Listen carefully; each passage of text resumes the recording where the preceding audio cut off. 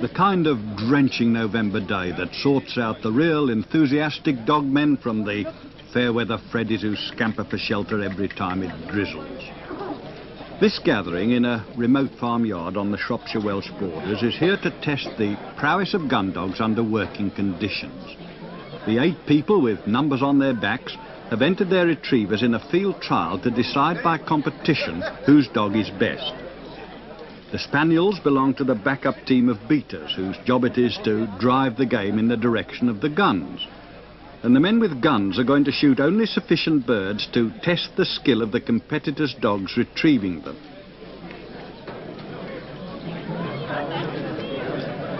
I've had a good dog all my life, always a working breed, usually a sporting breed, but I've never had a retriever. And there are a lot of retrievers here today, the most popular of which are these, which are black Labradors. They're deservedly popular because they're a wonderful little all-round dog, immensely intelligent. You've only got to look at those eyes to see that. Easily trained and desperately keen to please, so that they're nice little dogs, about the right size for the house and not too much coat, so that they really do make a very good all-round dog. And another Labrador retriever here, the difference between that is simply colour. And this is a yellow lab. And if you call it a golden, you'll be upbraided by the retriever people, because it isn't golden, it is a yellow lab, and it's got all the good qualities of the black lab, just the difference in colour. And this dog here, now just to confuse you perhaps, this is a golden retriever, and you mustn't call this one a yellow one. They're lovely dogs, a little bit more coat than the labs. Very good water dogs. They keep the water out so that they can swim a lot and keep warm. Nice, affectionate dogs. Lovely, good working dogs. And here, come on, old lady, have a look round this way. This is one of the old-fashioned breed. This is a flat-coated retriever. They used to be very popular in my young day. They're still popular now on big estates, but they're just a little bit slow to mature, so that they're not too popular now for field trials and competitive work. And of course, no shooting day would be complete without the jack of all trades, Springer Spaniels. The guns.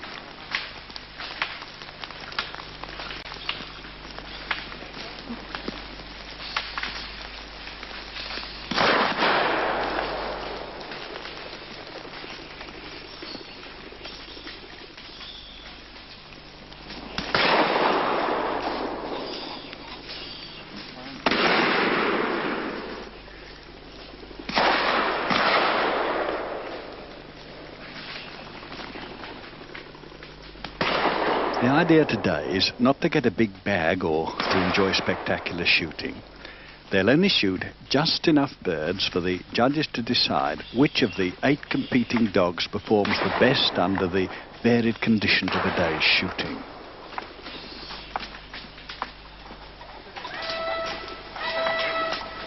The 2 blasts signify the end of the beat. Meanwhile, the judges, and of course the dogs, have noted where the birds have fallen. The time has come to test the dogs. Robin Watson, number 1 on the card, is told to send out his bitch Tina, registered name O'Day Alice of Tibea.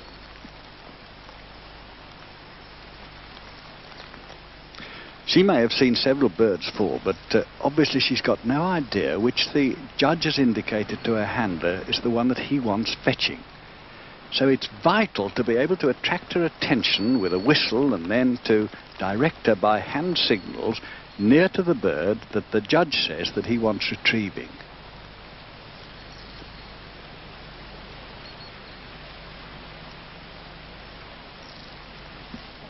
Sound retrieve brought nicely to the handler's hand. And the judge checks that it's been carried gently. Any signs of a hard mouth or rough treatment are ruthlessly penalised.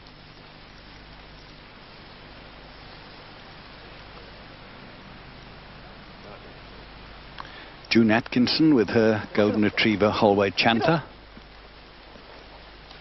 Another very flashy dog. Very sensitive to whistle.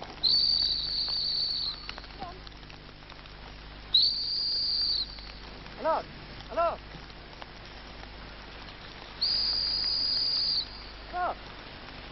And to the repeated command, I lost, I lost.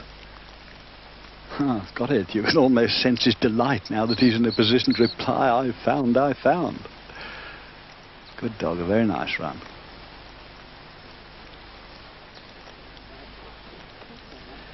Number 3, Flightline Streaker, handled by his owner Paul Sinclair. He's hunting well too. But not where his handler wants.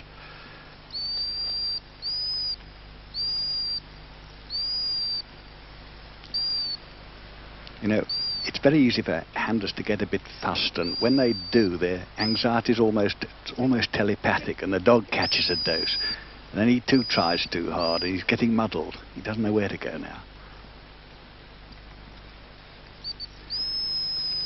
Now, look, he's winded the bird at the end of the wood.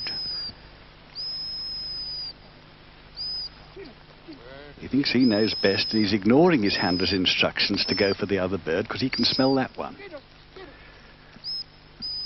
And he's gone in. See who's right.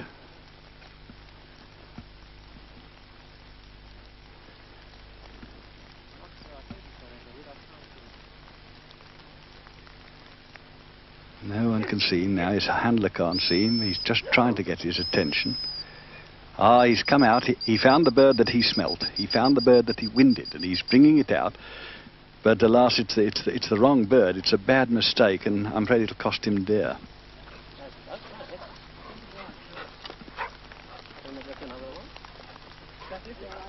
The next one up will be Headman Park Dash of Filray, owner and handler Philip Elsey. Number 4, Mrs. Hayward Lonsdale, one of the judges. She's identifying which of the bird that she wants collecting. Philip Elsey comes from Halesworth in Suffolk, and he's been trialling a long time. He's an old hand, 18 years, I think. And Dash he's another very good retriever. He was champion in 1977.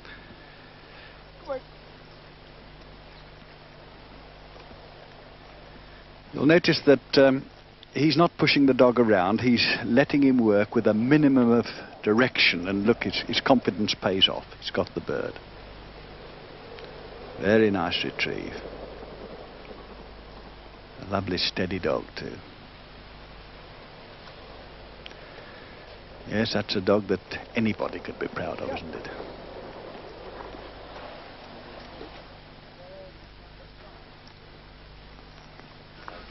Now it's the turn of Rachel with a veteran old bitch, Rose.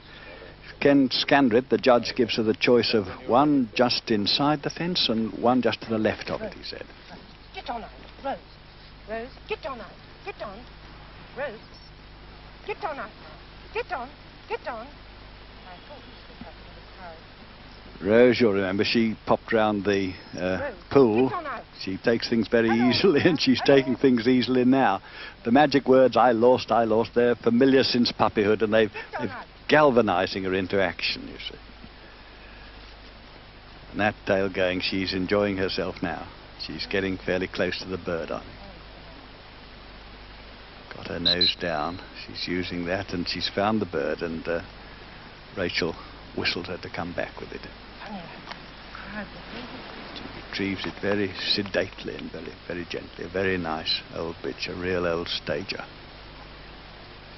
She's so pleased with herself, isn't she, that she summons up quite a canter at the end. Nobody knows what such a clever dog Rose is, so well as Rose herself.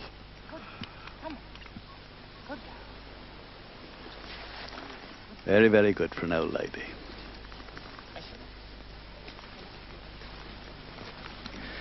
Now the next one is Volvo of Palgrave, owner and handler Eric Baldwin. He's a very nice, active young golden. He's got plenty of dash and style. He's taking instructions right up to the bird. Right over. He's going straight across there. Hesitates when he wins it. One more go. He's absolutely packed full of energy and enthusiasm, isn't he? I thought he got it, but no, he's got to go further out, further out. Got it this time. Plenty of dash and style, and comes straight back with a very nice retrieve. Very good dog. Just you watch how puts it straight to his handler's hand. Good, well done. Now we're on to Drake's Head Fawn. She's a black lab bitch with a litter of 8-week-old pups at home. Her handler, John Drury, calls her Dusty. It really has been sizzling down with rain all day, and these dogs at the end of the card, they've got a very difficult task because they're searching for birds that must have been shot long enough ago to have had most of the scent washed away. They really do have to get very, very close up before they can smell the bird. Dust is trying hard, but she's had no luck, and she's come back without the bird. The judges are walking out to see if they can find the bird that beat Thorn. It's put paid to her chances, I'm afraid, but during the rest of the day there'll be other opportunities to find birds that have been walked up in routes or shot in other drives. By the end of the day, the rest of the dogs were whittled down to the last 3. So we paddled our way back to the courtyard as damp dusk was falling for the prize giving and speeches that are part and parcel of such country events. Instead of the conventional silverware, the prizes for this event are crystal glasses and goblets and other accessories for the thirsty man. And so the third is number 6, Eric Baldwin's Golden.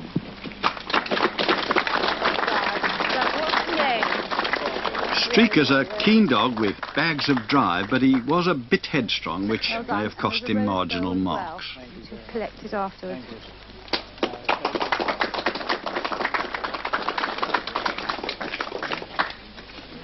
And second, number 1, Robin Watson's Black Dog. Tina was one of my favourites, and not only did she do that good retrieve at the first drive, but she kept up the high standard all day. She was particularly sharp during the walk up through Kale when her alertness and good nose paid off.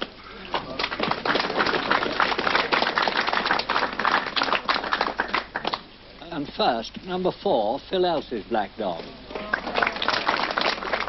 So the winner was Philip Elsie's Black Dog Dash. He was the one that made that lovely retrieve out of the wood. In spite of the weather, it's been a good test of the abilities and stamina of both men and dogs, and there's no doubt that breeding from the winners of such trials as this does produce intelligent, biddable retrievers, which are not only a delight to have about the house, but are also the perfect companion for the sporting countryman.